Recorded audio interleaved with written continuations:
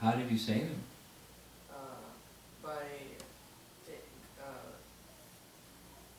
by stopping the Brahmastra in his Yeah. four-headed form. Yeah. And one other very important thing, Maharaj Parikshit saw Lord Vishnu even before he was born. Right. In fact, that's what his name means. When he was born, he was given the name Parikshit, Test. which means The test. Parikshit means the examiner. Exactly. Oh. Yeah. One who he was always looking, where is Vishnu? Where is Vishnu? Where is Vishnu? He's very Krishna conscious through his whole life. So when it came to this really terrible thing, well, he was a great personality even before he was born. And then when he was born, he was a great personality. And he exhibited greatness even during his childhood. And then he became king, entrusted with the kingdom by Maharaj Yudhisthira. In his whole life, he just heard about Krishna because he's the grandson of the Pandavas. Imagine if your grandfather was Krishna's cousin. Wow. You'd hear about Krishna a whole lot. So he was very Krishna conscious. So these three things that he did that were really out of character. One, he was overwhelmed with thirst. Right?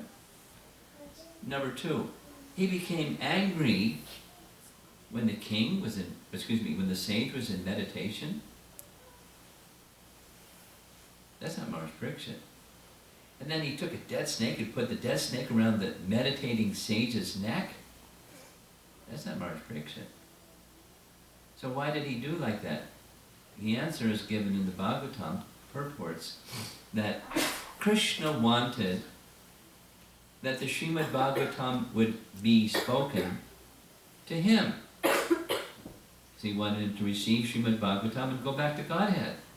So those events, unnatural kinds of behaviors for Maharaj Parikshit were performed by Krishna's inspiration for him to do like that. It wasn't like, oh, Krishna wants me to insult the sage, okay. But it was not a conscious thing, but it was Krishna's indication. Because he was so naturally Krishna conscious, after he did those three bad things, very, very bad things, as he was going back home, heading back to the palace, he started thinking, I've done a really bad thing. And people who do really bad things, like I've just done, they're going to get a really big reaction. But he wasn't starting to tremble and fear. Rather, because he was very Krishna conscious, he understood Krishna will make some arrangement, then I will receive some reaction, and when I come to know what that reaction is, I'm going to accept it. Nice instruction by his behavior. And meanwhile, back in the little cottage where the sage was in meditation, when he came out of meditation, he saw this garland of a dead snake around his neck. And then, next thing is he heard from others that his son had cursed the king. And he felt so bad. Could you imagine? My son cursed the king to die. So he scolded his son. He said that what the king did was not good, but it didn't deserve punishment of death for what he's done. You're out of control. And you've done a very, very bad, wrong thing. What you did was not okay, but what you've done is really bad. You've cursed the king to die. So he wanted the king to know that he's going to die. But he didn't want to go and tell him. Because if he told him, then the king would, be very embarrassing for the king. Guess what? You're going to die same day. So he didn't go, but he sent a messenger to inform the king. So when the messenger came, immediately Maharaj Parikshit accepted. This is the Lord's plan. This is my deserving punishment. I accept it. So he could have done something else. He could have tried to counteract the curse or something. He didn't, he just accepted it. He took off his crown, gave his crown to his son. Anybody know the name of the son? Janamejaya. Very good. Janamejaya is the son of Maharaj Parikshit, who became the next king. And his royal garments he changed for simple mendicant's clothing. He left his royal facility and went to sit by the sacred river to fast for 7 days until the snakebird came and finished him. He was ready to meet death. And in order to prepare himself within 7 days to meet death, he invited all the sages from all over his kingdom to come and advise him what he should do in order to prepare for death. So that's it. I'm going to read just 5 verses from that section. It's Canto 1, Chapter 19. It's the last chapter of the first canto. And very instructive.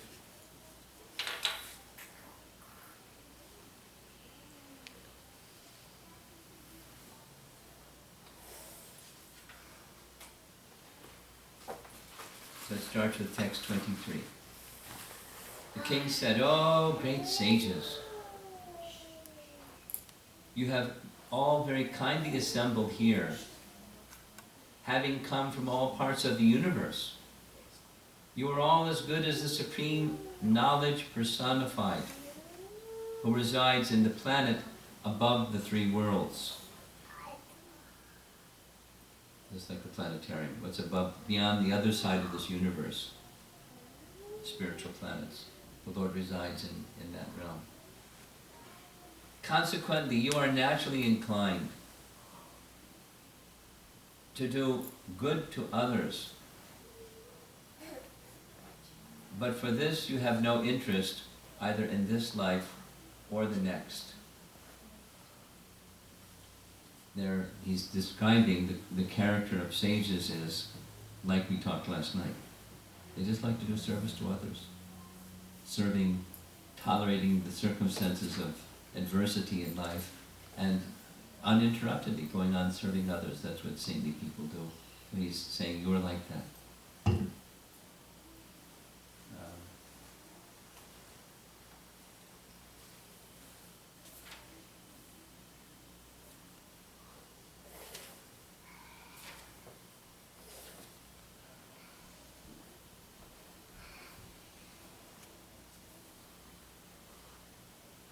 It is not at all astonishing that you give up. Whoops. That's not the right place.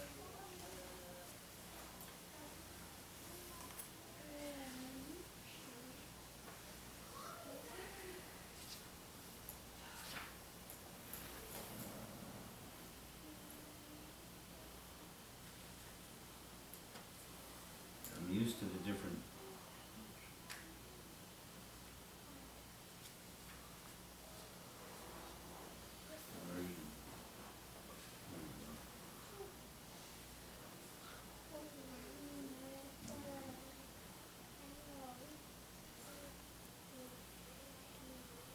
The king said, "Indeed, we are the most grateful of all kings who are trained to get favors from the great souls. Generally, you sages consider royalty as refuse to be rejected and left at a distant place."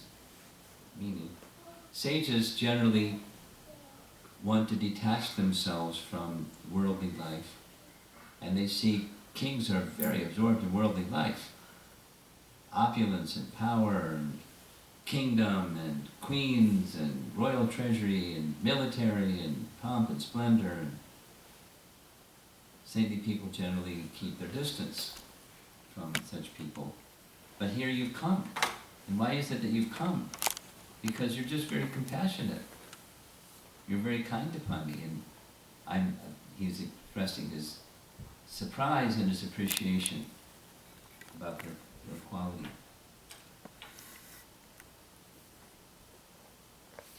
Then he says, the Supreme Personality of Godhead, the controller of both the transcendental and mundane worlds, has graciously overtaken me in the form of a Brahman's curse. So he's seeing the curse as it's in the hand of the Supreme Lord, and he's thanking him. Why is he thanking him? He's cursed to die. Due to my being too much attached to family life, the Lord, in order to save me, has appeared before me in such a way that only out of fear I will detach myself from the world. So when some horrible news comes, supposing somebody hears they're diagnosed as having a terminal something or other, panic. Or, God, why is God doing this? I'm a good person. Those kinds of thoughts may easily come into the mind. But Maharaj Parikshit is such a great soul. He's seeing it as an act of kindness of the Supreme Lord.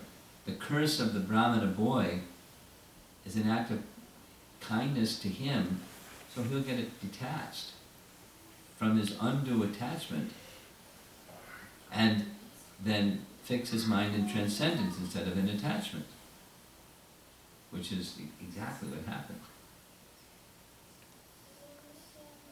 But he's a transcendentalist. This is how he's seeing the hand of the Lord in his life.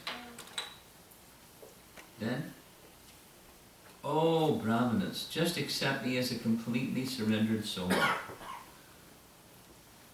And let Mother Ganges, the representative of the Lord, also accept me in that way, for I have already taken the lotus feet of the Lord into my heart. Let the snake bird or whatever magical thing the Brahmana created bite me at once. I only desire that you will all continue singing the deeds of Lord Vishnu.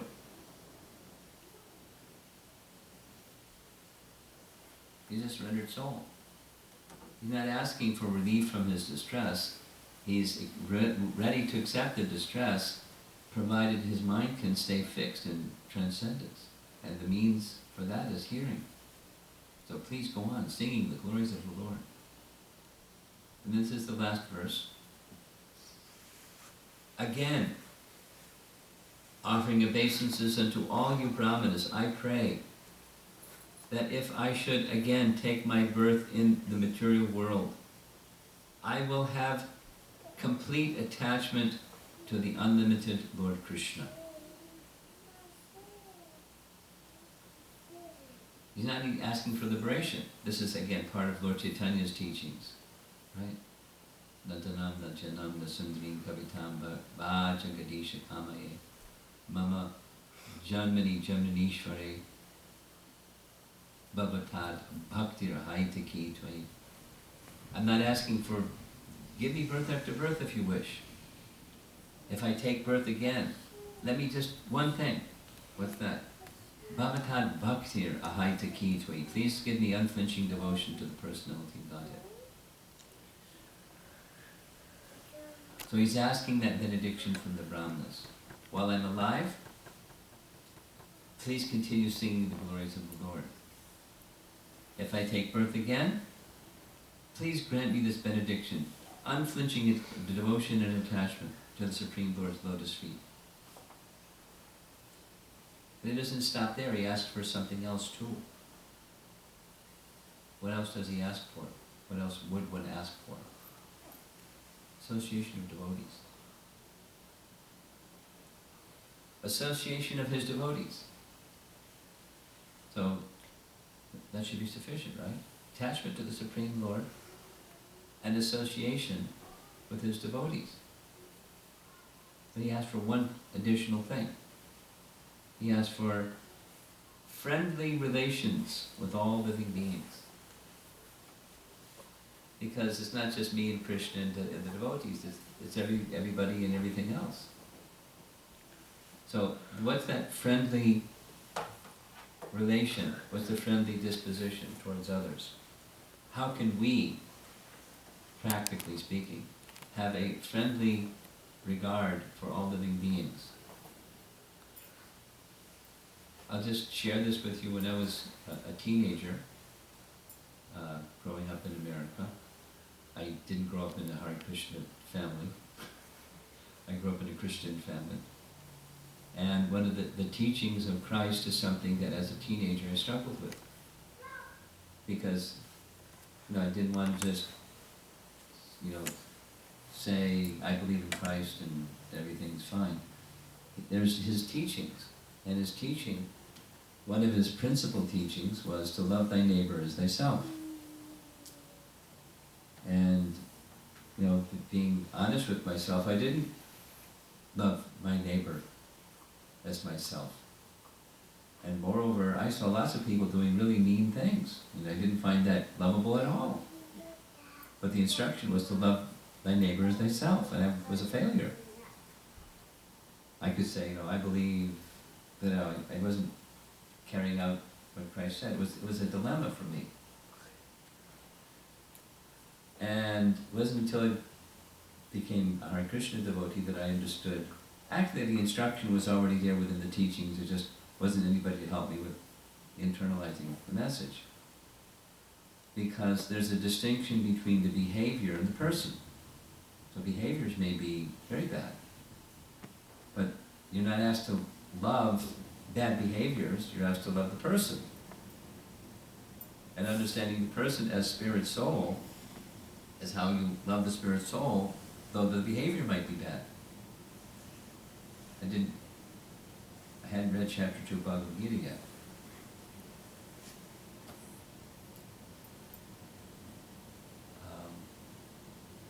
But Parikshit Maharaj understood, and it's something that we should also understand. It's another essential teaching of Lord Chaitanya.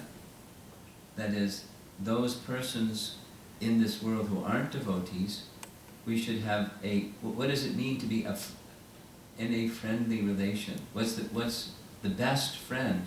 It's very similar to the discussion yesterday evening, just connecting the two. If we may give something or because we're always rendering service of some kind or another. But the best friend is one who gives spiritual value in life.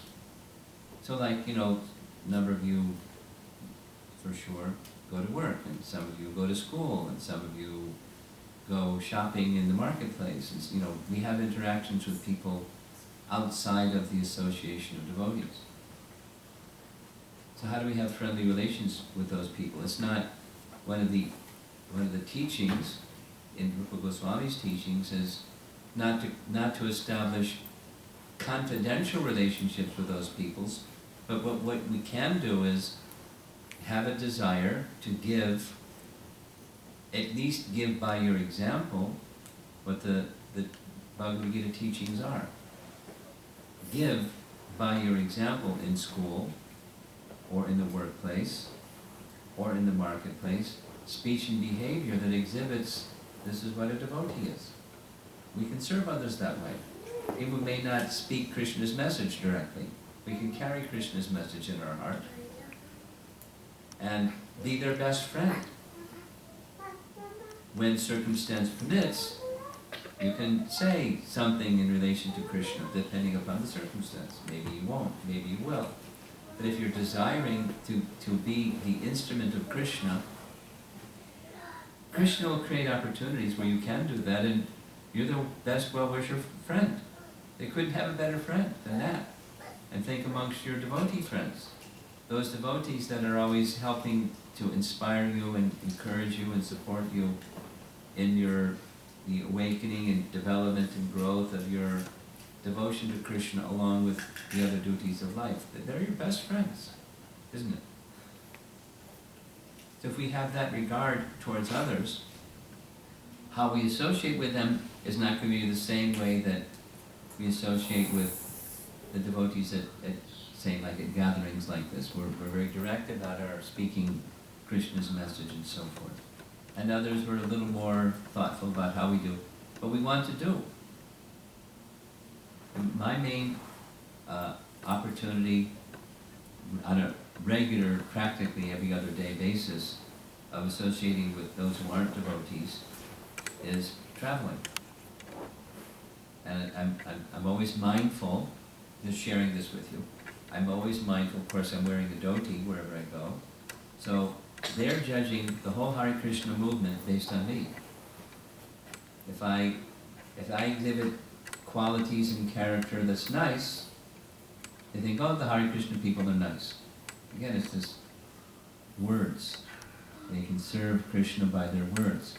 So I have that responsibility on behalf of you all, to conduct myself in such a way, people will say, oh, the Hare Krishna people are nice. And if I'm rude or harsh or angry or whatever, oh, the Hare Krishna people are bad. You're all dismissed because of bad character from me. So I'm serving all of you, and Prabhupada, and so forth. And you can do the same. They may or may not know that you're not wearing a dhoti and shaved head and tilak at work or at school, probably. And but they'll come to know something, and they come to see, oh, this person is really wonderful. You get the idea. It happens. It happens all the time. Devotees share this with me. When I speak on this topic, they come later and say, yes, it's true. Because in the workplace, people know I'm a Hare Krishna devotee, and when they have some calamity, they have a teenage problem at home, or their mother died, or is put in the hospital, or something, and they come and they say, oh, this happened. They're looking for some spiritual shelter and counseling.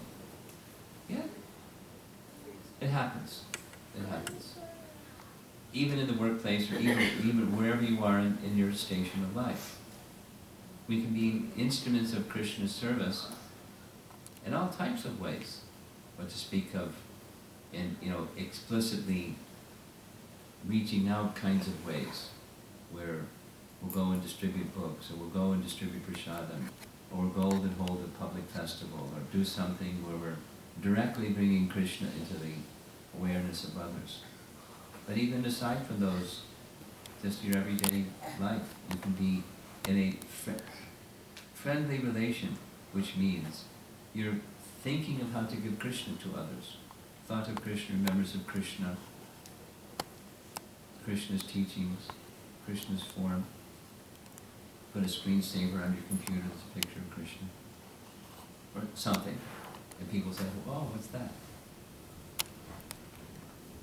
Somehow be an instrument for awakening Krishna consciousness in others. And you're the best friend. Couldn't have a better friend. Especially if you're thinking, desiring, Krishna will give the opportunity to fulfill that desire to give Krishna more directly to others. More and more. And lastly, there isn't time because I'm going to end on time this evening. This very same, these three things, which are Maharaj Parikshit's request of the sages, unmixed devotion to the Supreme Lord. If I must take birth again, please grant me this blessing, benediction. Attached to the Supreme Lord's lotus feet, in the association of devotees, with a friendly disposition towards all living beings. Very exact same set was requested by and granted to Sudama the florist. Heard Sudama's name before? Who was Sudama? Krishna's friend. Krishna's friend. Krishna's friend. Do you know about Sudama? Tell me a little bit about Sudama. One day Krishna was, Did they go to school together? Who was their teacher? Starts with an S. Sandipani Muni. Right? So what happened one day? one day Sudama was wanting to go to Krishna's place. Yeah. Can't remember now, huh? He could only find puffed rice. Yeah. So he took it with him and at the palace. Krishna worshipped him. Krishna worshipped Sudama, right? Krishna sat Sudama right on his throne, and Krishna worshipped him. And Rukmini assisted the worship. And then Krishna snatched the rice from his, he was hiding it behind his back because it was very poor quality. Right? And Krishna started eating it. And then what happened?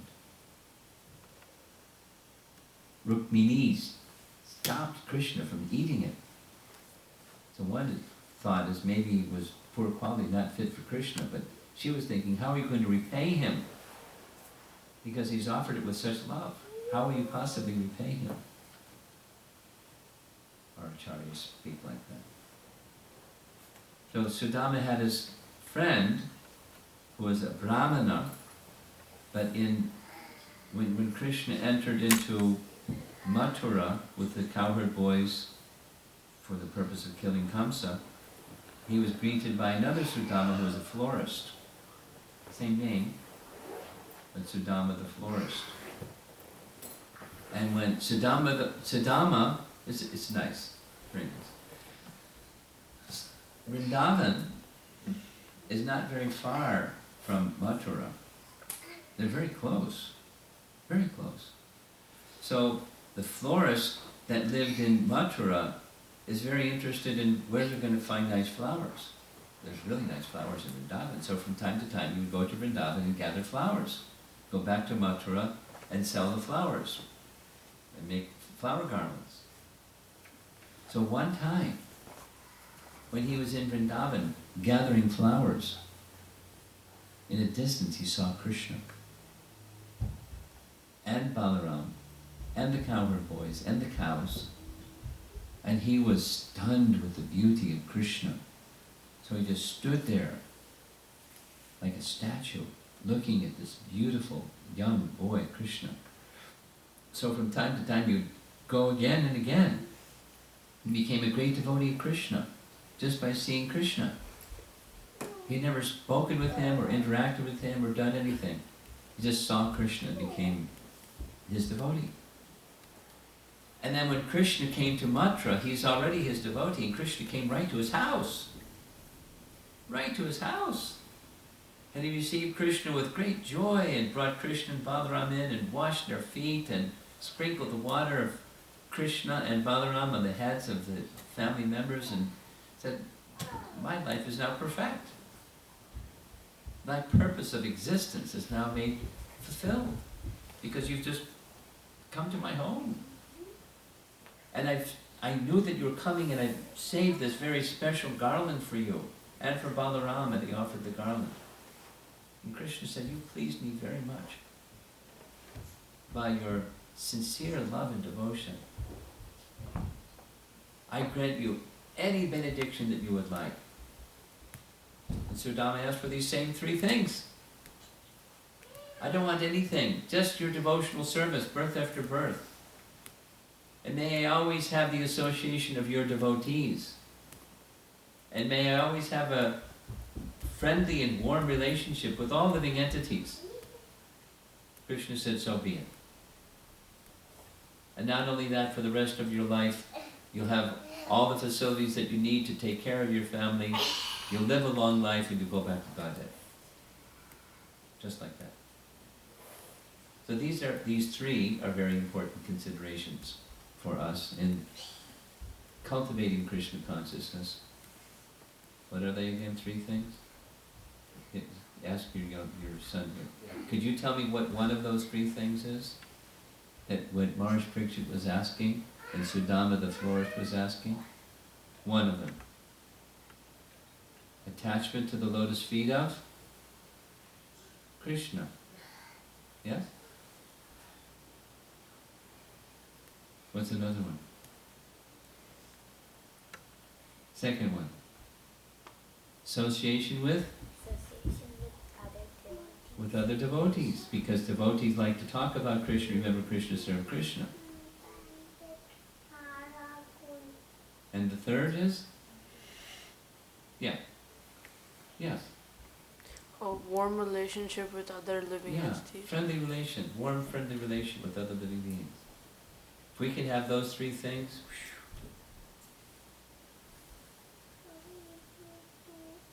so those are nice desires to cultivate, and if you find a saintly person, like Maharaj Pariksit found the sages had come, that's what he asked for. He was already qualified. We're not yet so qualified. Proper aspiration, according to the teachings of Srimad Bhagavatam. Hare Krishna. Any comments or questions, anything? TOVP or Bhagavatam or whatever you'd like.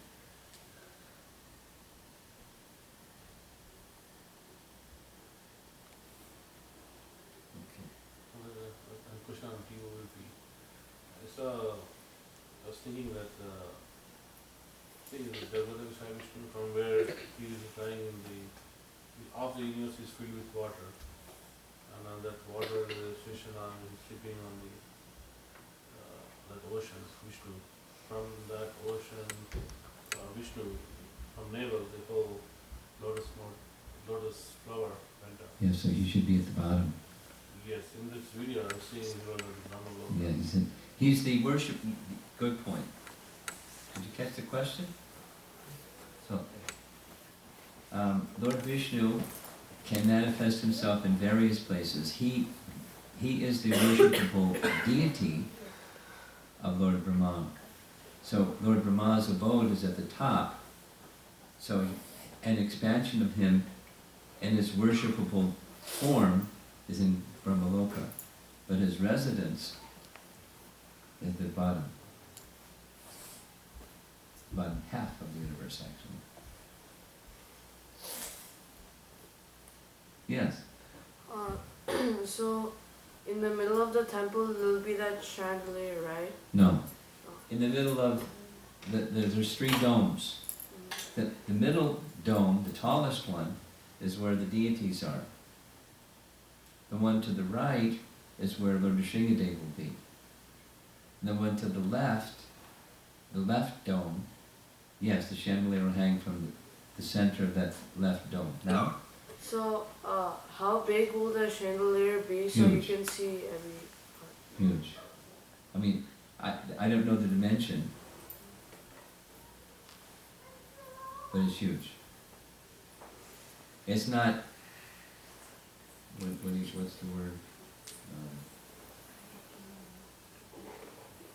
To scale.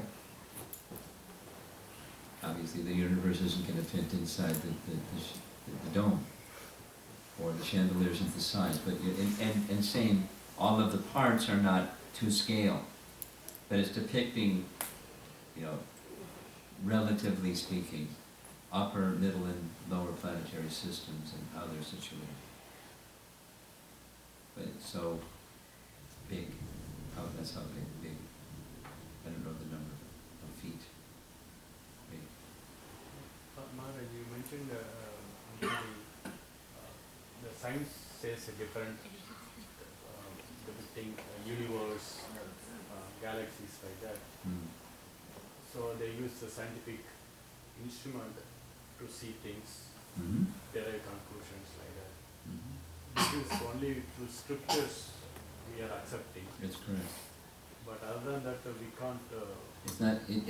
It's quantitative, in that sense empiric, but it's not by sense inspection. It's by descending knowledge. Shabda, not by pratyaksha. Here's just a little, in response to what you're saying.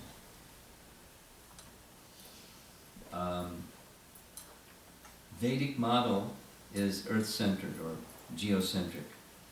Planets, the motion of planets, relatively speaking, the motion of planets are described in relation to the earth. Some time ago, Copernicus said, no, and in all over the world, it was geocentric. He said, our solar system, the sun is at the center, it's heliocentric. And then so it was revolutionary. And then he also said he made telescopes, and based upon use of his telescopes, he gave an estimate of the distance between the Earth and the Sun. And it was off by a factor of, like, more than 90. It was way off. But then as technology advanced, the distance became closer and closer and closer and closer to the Vedic number of the distance between the Earth and the Sun, and the other empirical data. So now, without Hubble telescopes that are mounted on spacecraft that fly around and send pictures back to the scientists and then taking their measurements, and they determine whatever, the spatial quantifications of things within our solar system. And it's getting closer and closer to the Vedic model, almost a one-to-one correlation. The question is, similar to what you're asking, how did they know this stuff? Because they didn't have technology. And even it's Earth-centered instead of Sun-centered model. And that can be explained. It's explained within the 5th canto Bhagavatam in language that most people can't understand. But it's explained. For example, in the 5th canto of the Bhagavatam, there's a place in the 5th canto where Maharaj Parikshit is hearing from Shukadeva Goswami that the sun is moving in a clockwise direction, and later he says it's moving in a counterclockwise direction within our universe. So he asks him the question, you said this and then you said that. They're contradictory. Can you explain? Right in the Bhagavatam. And he gives as an example a potter's wheel. I know the potter's wheel is spinning clockwise, very fast. But there may be ants walking on the potter's wheel and they're moving counterclockwise. So both movements are correct. That is to say, within 24 hours, the movement of the sun is very fast in a clockwise direction. One complete cycle every 24 hours in relation to the sun, in relation to the earth. But another motion of the sun in relation to the earth is counterclockwise. Within 365 days, it moves counterclockwise, one complete cycle. So it's like ants. The ants is like the position of the sun that's moving in relation to the earth counterclockwise, very slowly, once a year. But every day, one cycle, like the potter's wheel, moves very quickly. Now how do they understand that? There's two relative motions, clockwise and counterclockwise, both. And the numbers connected with it. How do they understand that? It's descending knowledge. Now how do modern scientists, but by empiric study, by sense perception. So the source of knowledge is different. The methodology is different. The way of explaining things is different.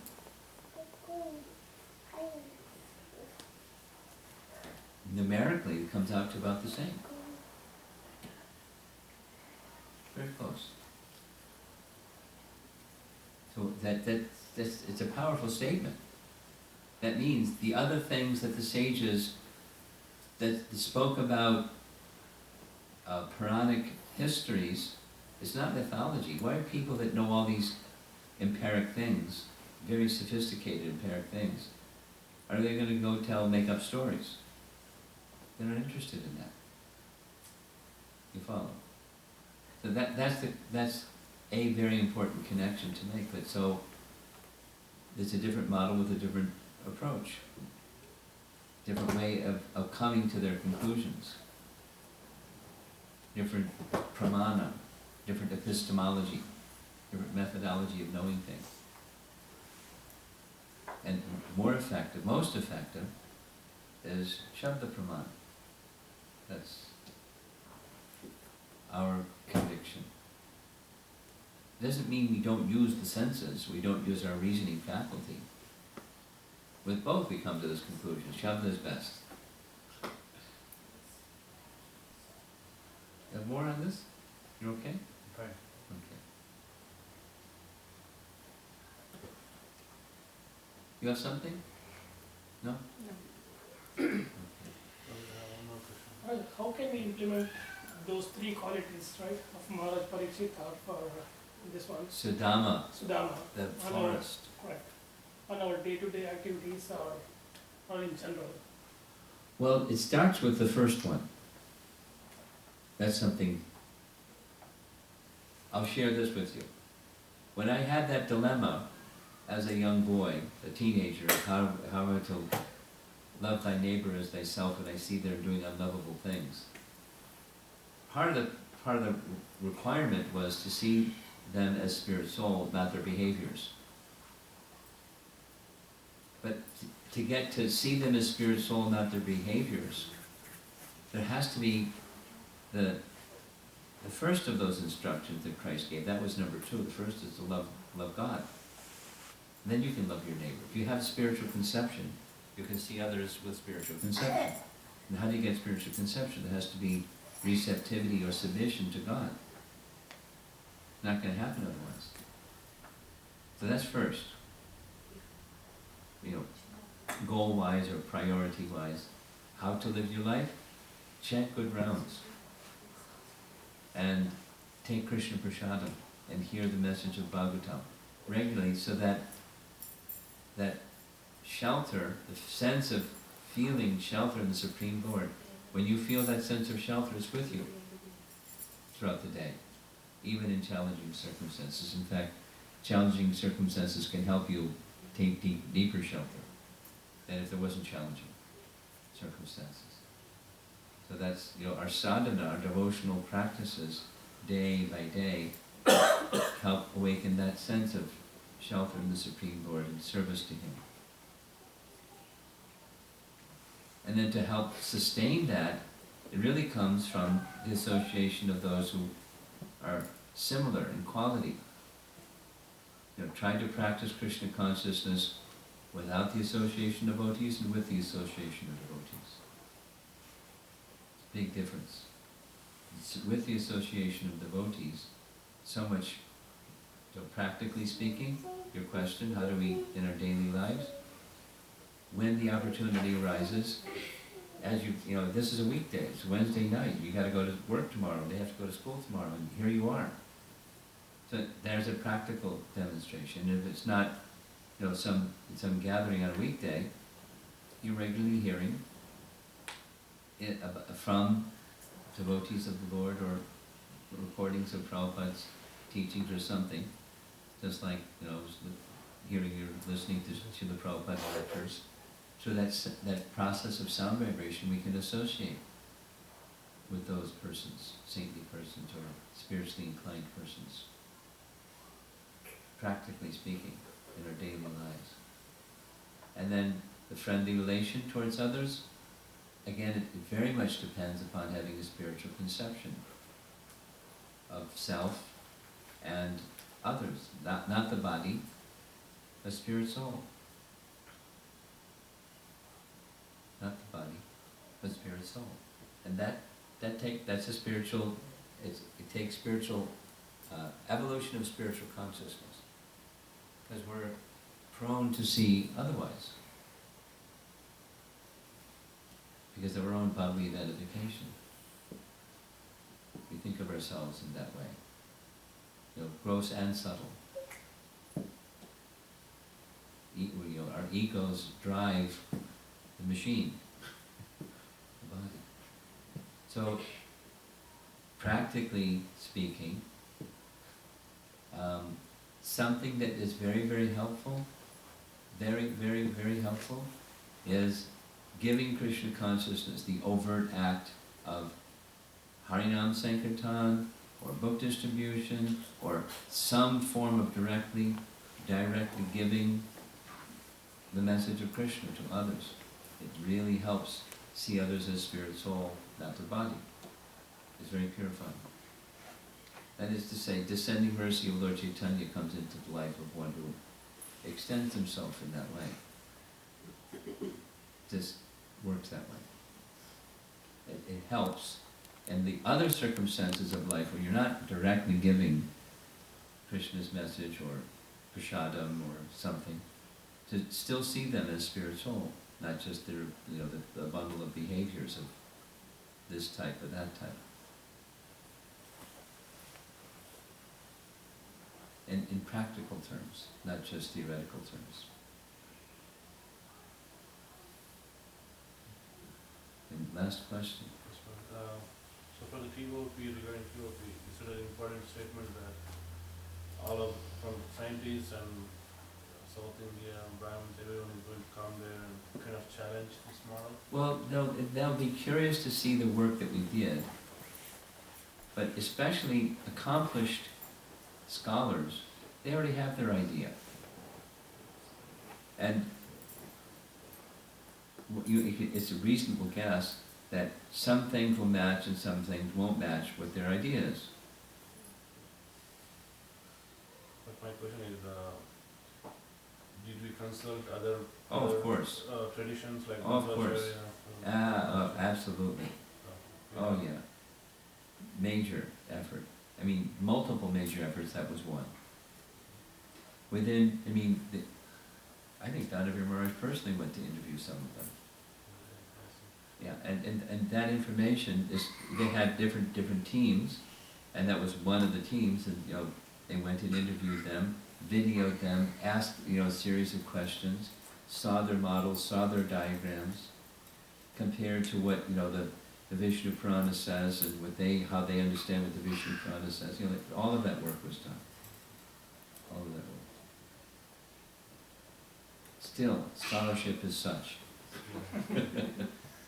But when this temple is open, do we have a team of experts to answer these questions? Well, there's less experts and greater experts, and so the greater experts are the ones that actually did the work. They will be there, but they can have conversation with everybody.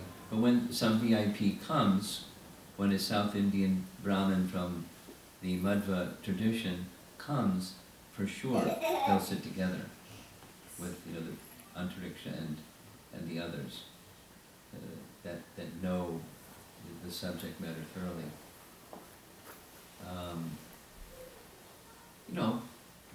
There are persons who think they know the subject matter and they don't know the subject matter. Those that do know the subject matter know that they don't know the subject matter and they think they know it. You know how that one is too. I was in Ravindra Sarup Prabhu's home in Potomac, Maryland. Ravindra Sarup is overall in charge of making decisions when there are tough decisions to be made about the planetarium. And he was sharing with me that there is some controversy amongst the scholarly devotees on a couple of aspects about the planetarium, so he went to go help resolve it. So even amongst the team, there's differences. What to speak of what's going to be built, anyway. Because it's highly technical.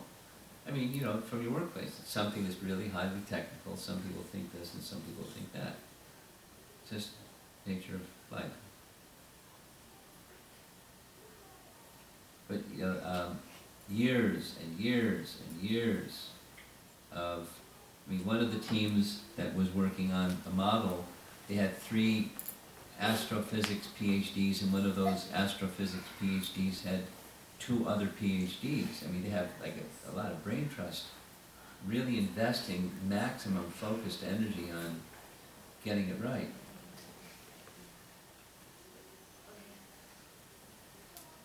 And with the spirit of, as a service to Lord Chaitanya Mahaprabhu and Srila Prabhupada. And then, then there's the part of how is all this going to move.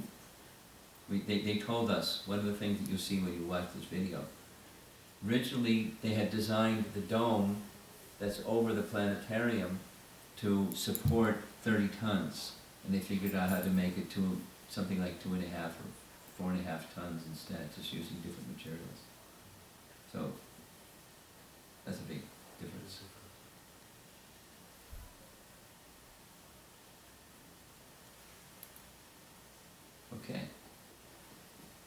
thank you all for coming on a weekday. Appreciate it very much. And, Prashant. Thank you Maharaj for coming. Nice group of devotees, in course of time. I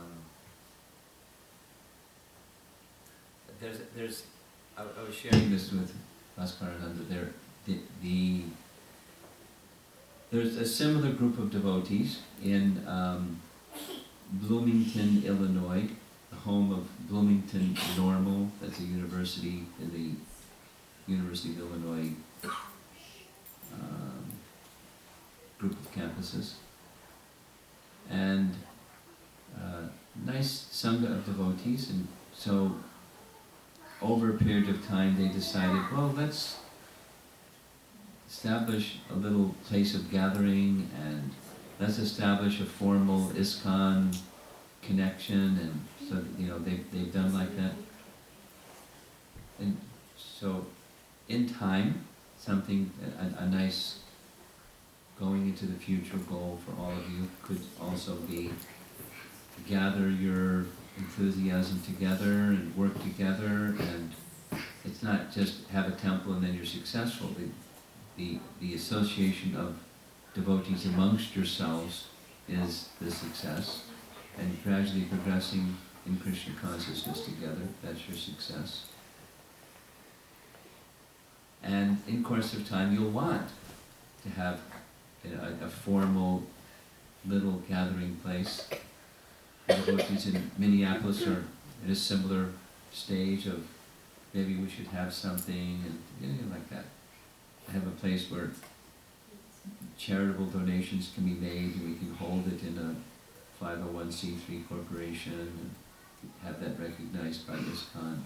Even we're not ready to have a temple or anything, just like, move along the path of contemplating, desiring, anchoring, reaching out to others, connecting them with Krishna.